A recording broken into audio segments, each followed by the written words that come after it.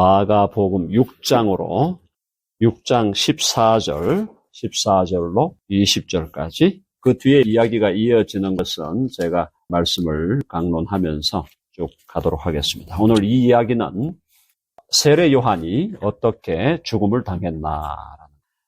자, 여기 보시면 14절에 이제 중요한 것이 예수의 이름이 드러난지라. 여기서 드러났다는 건 뭐냐면 결국은 그 시대의 정부와 그 시대의 통치자들에게 이제 예수의 이름이 알려졌다 이 말입니다.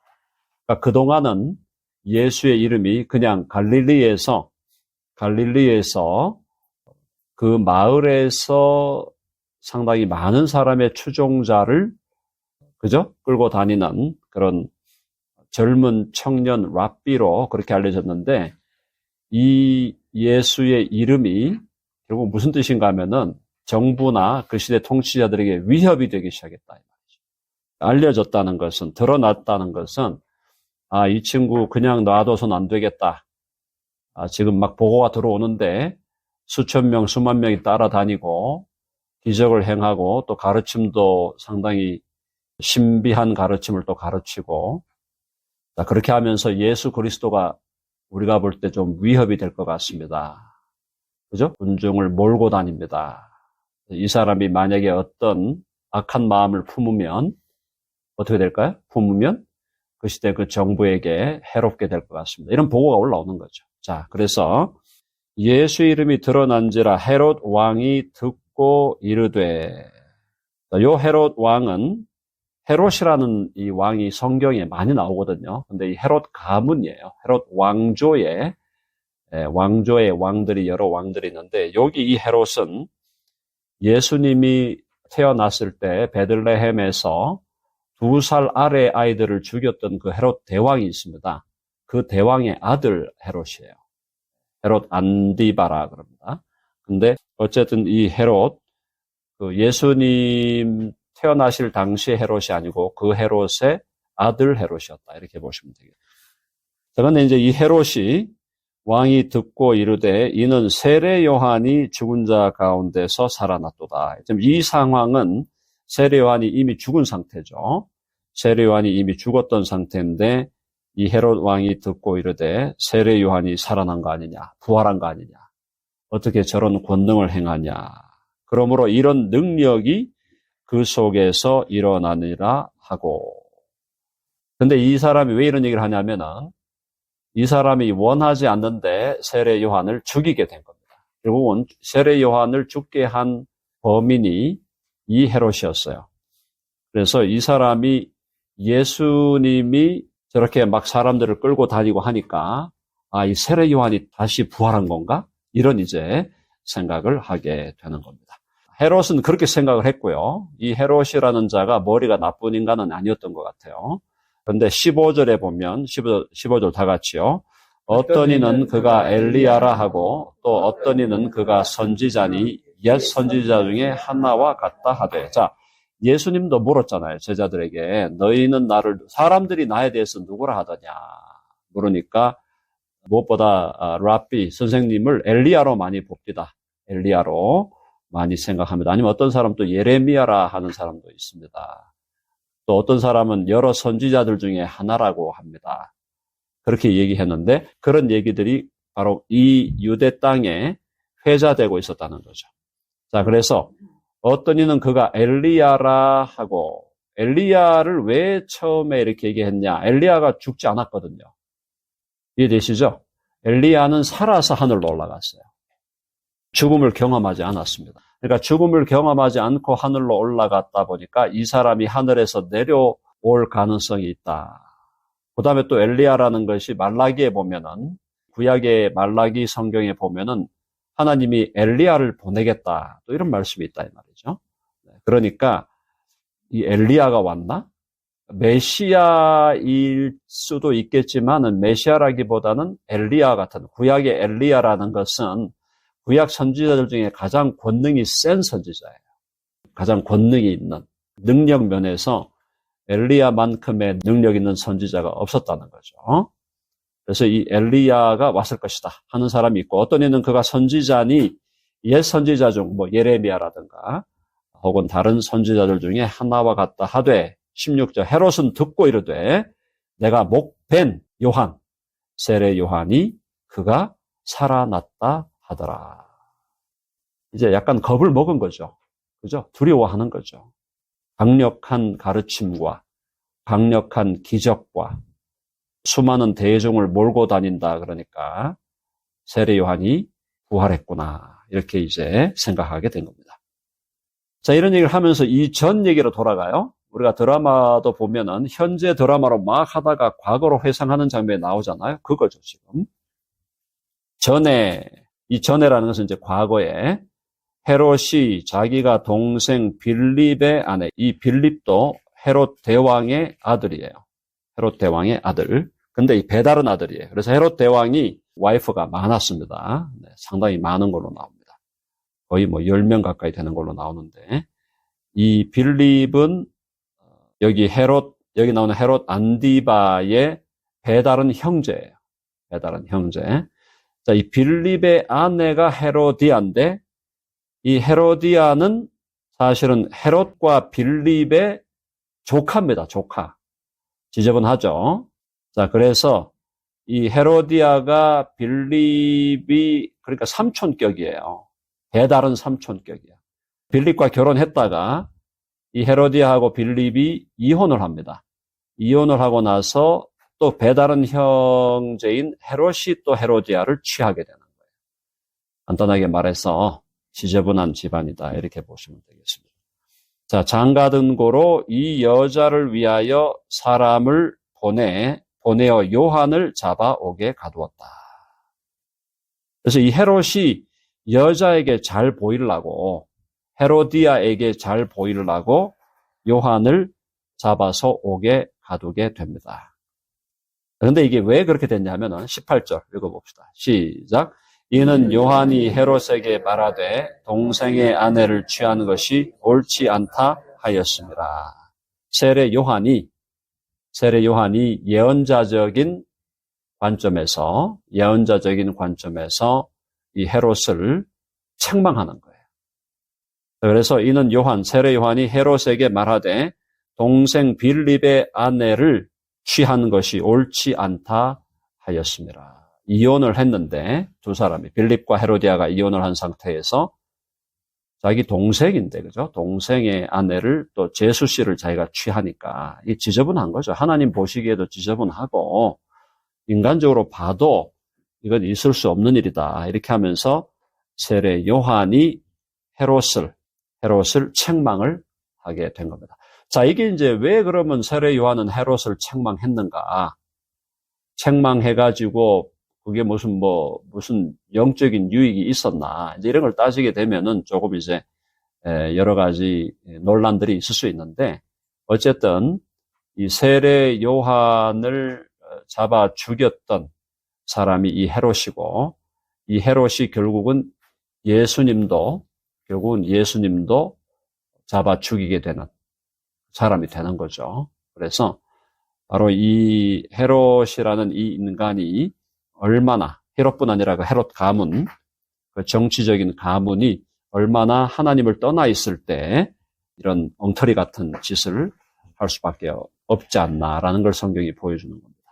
그러니까 우리가 지금 이조시대, 조선시대 왕조실록 같은 거 이런 거 보면은 사극 같은 거 보면은 그 궁중에서의 그 참 처참하잖아요. 정말 지저분한 이야기들이 많잖아요.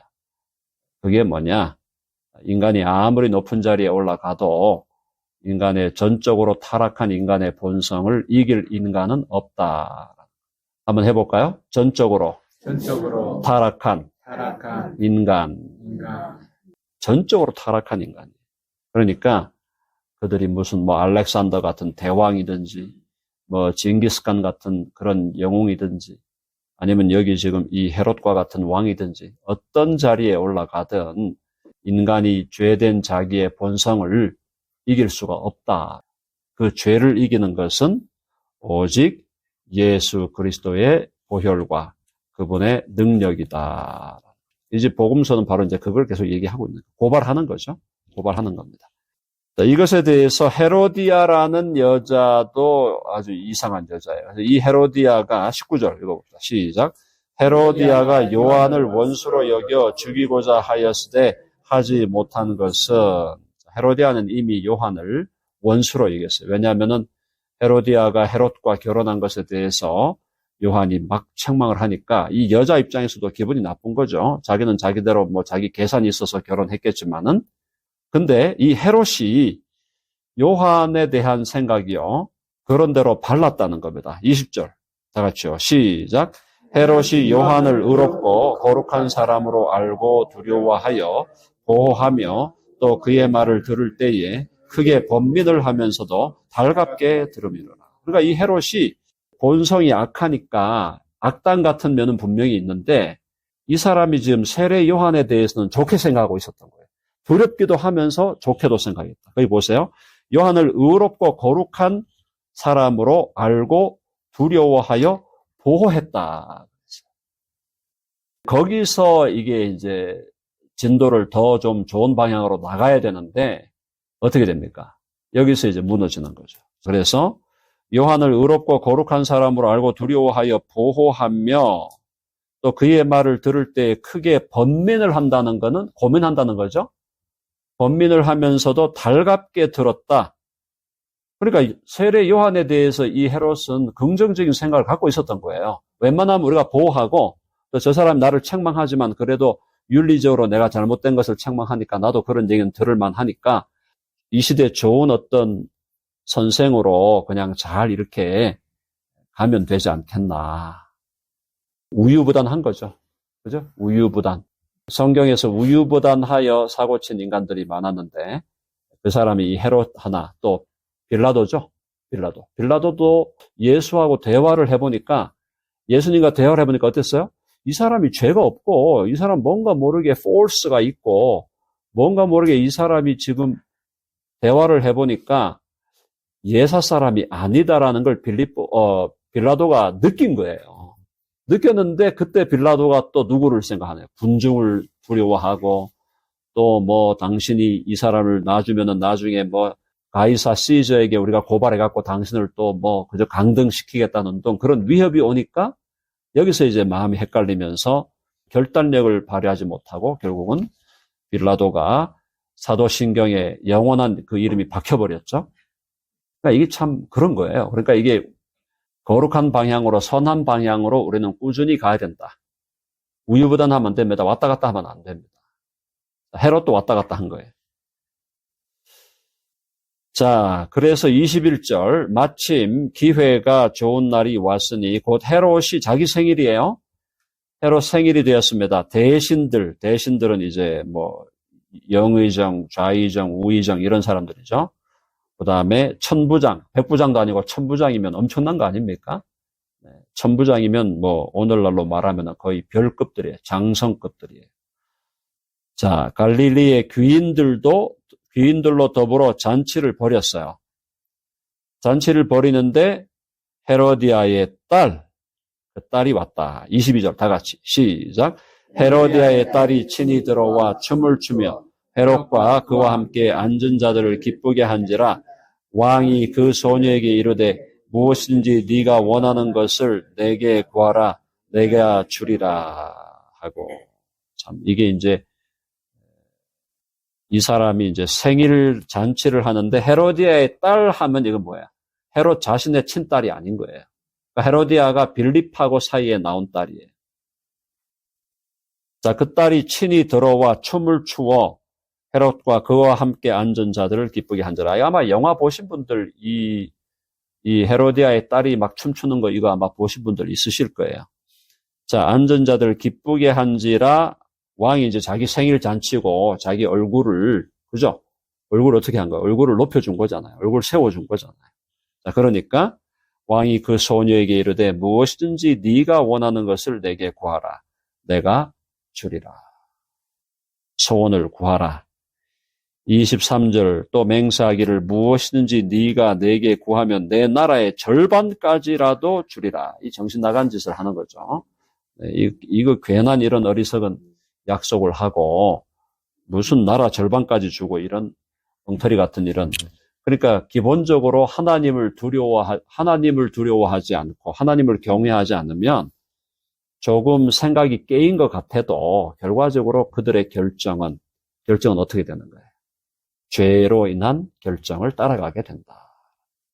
자, 그러니까 이 헤로디아의 딸이 엄마에게 갔습니다. 24절요. 시작. 그가 나가서 그 어머니에게 말하되 내가 무엇을 구하리까? 그 어머니가 이르되 세례 요한의 머리를 구하라. 와, 이런 말을 한다는 것도 참 참수해가지고 머리를 갖다 달라 그래. 이게 지금 그 엄마가 딸에게 할 소리예요. 그러니까 이런 극악무도한 거죠, 사실은. 극악무도한 죄인들끼리 모여가지고 서로 결혼하고, 그죠? 또 나라를 다스린다고 하면서, 그리고 생일날 잔치 벌이면서 춤췄다고 그거에 대해서 나라 절반 준다 그러고, 완전히 지금 개판 5분 전이에요.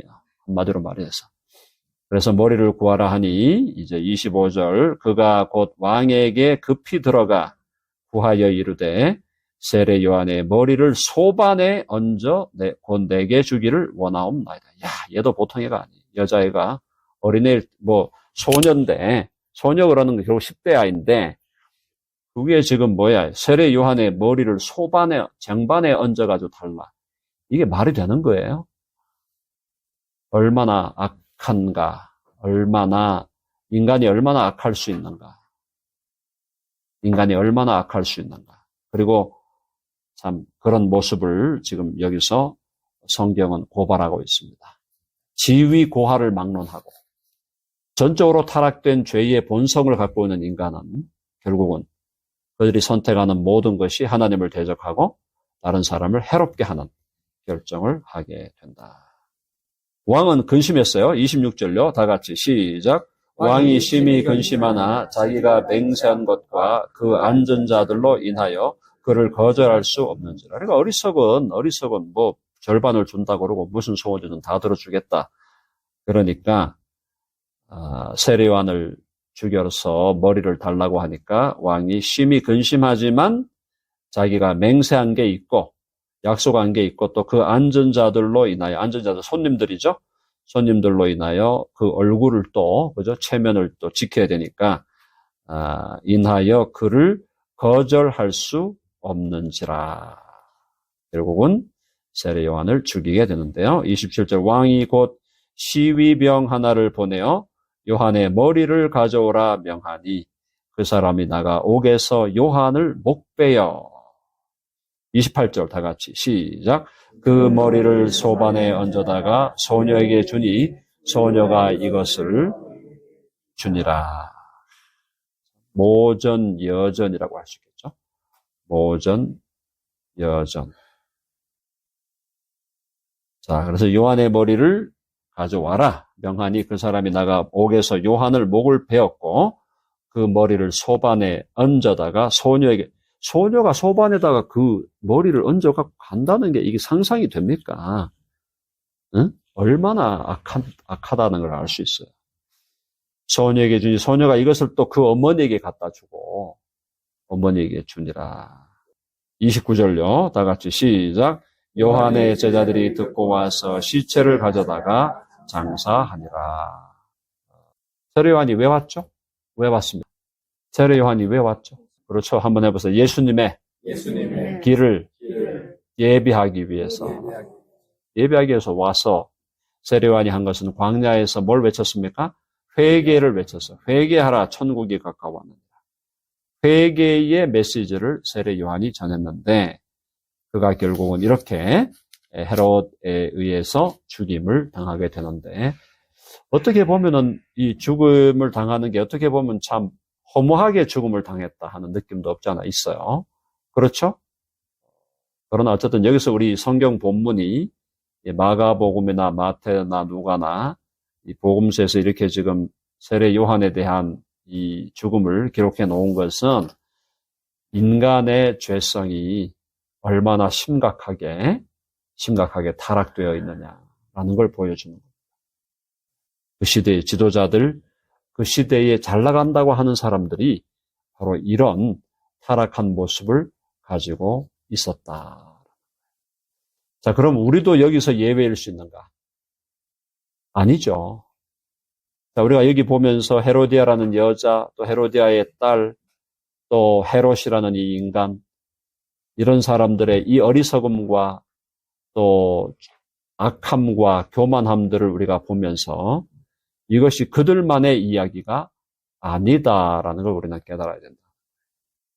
우리가 그 자리에 갔다고 하면 우리도 그런 선택을 할 수 있는, 당연히 그런 선택을 할 수 있는 똑같은 죄의 본질을 갖고 있는 사람들이다. 여러분 아멘 하시죠? 그걸 정말 받아들여야 돼요. 그러니까 말씀에서 우리가 악한 사람을 만나면 이놈 악한 놈 이렇게 하고 끝나면 안 되고, 이렇게 악한 이 죄의 본성이 나에게도 있다는 것을 인정하면서 그런 나를 용서하시고 구원하시고 받아주신 예수 그리스도, 그런 나를 위해서 십자가의 중한 고통을 경험해 주신 예수 그리스도를 묵상하면서 이 본문을 읽어가야 된다는 거예요. 그래서 이런 얘기를 조금 길게 썼잖아요. 마가복음에서 6장 14절에서 거의 29절까지 15, 16절을 여기에 좀 할애를 했는데 상당히 많은 양이거든요. 그 양을 지금 여기다가 할애한 것은 단순히 그 역사적인 사건을 보고하려는 게 아니고, 역사적으로 그런 사건이 일어났다는 것도 중요하지만 그게 아니라 여기에 신학적 의미가 있다는 거예요. 신학적 의미는 뭐예요? 아까도 제가 말씀드렸지만 지위 고하를 막론하고 모든 인간이 전적으로 타락한 죄의 본성에 사로잡히면은 바로 이런 엉터리 없는 이런 결정을 하게 되고, 하나님께서 보내신 세례 요한을 이렇게 잡아 죽이는 그런 역사, 그걸 갖다가 남편과 와이프와 또 와이프의 딸이 세 식구가 한꺼번에 모의를 해가지고 하나님의 사람, 하나님의 종을 죽여버리는 정말 사악한 일을 행할 수밖에 없다는 것. 그걸 우리가 깨달으면서 주여 은혜를 감사합니다. 나 또한 이 헤롯과 헤로디아와 헤로디아의 딸과 또 그 시대에 예수님을 배척하고 또 세례 요한을 배척했던 그 시대의 악인들과 다르지 않는 죄의 본성을 가지고 있는 자였으나 이제 주님께서 우리 죄를 덮으시고 보혈로 우리 죄를 용서하시고 그리하여 우리로 하여금 주님의 마음을 본받는 자로 우리를 변화시켜 가고 계신 줄로 믿습니다. 성령께서 우리 안에 계신 것은 우리로 하여금 주님의 거룩하심을 본받는 자가 되게 하려는 것이다. 주님의 거룩하심을 본받아서 주와 동일하게 겸손함과 온유함과 긍휼함과 사랑으로 옆에 있는 사람들을 대하고 그들을 정말 주의 사랑으로 잘 섬기고 이끌고 그렇게 해서 하나님의 나라를 세워가고 주의 몸된 교회를 세워가라고 우리를 구원해 주신 주님의 은혜를 다시 한번 기억하는 오늘 이 아침이 되기를 간절히 바랍니다. 네. 아멘 하시죠? 네, 이 이야기로 역사적 이야기로 끝나지 않고 신학적인 해석으로 우리가 마무리하였습니다.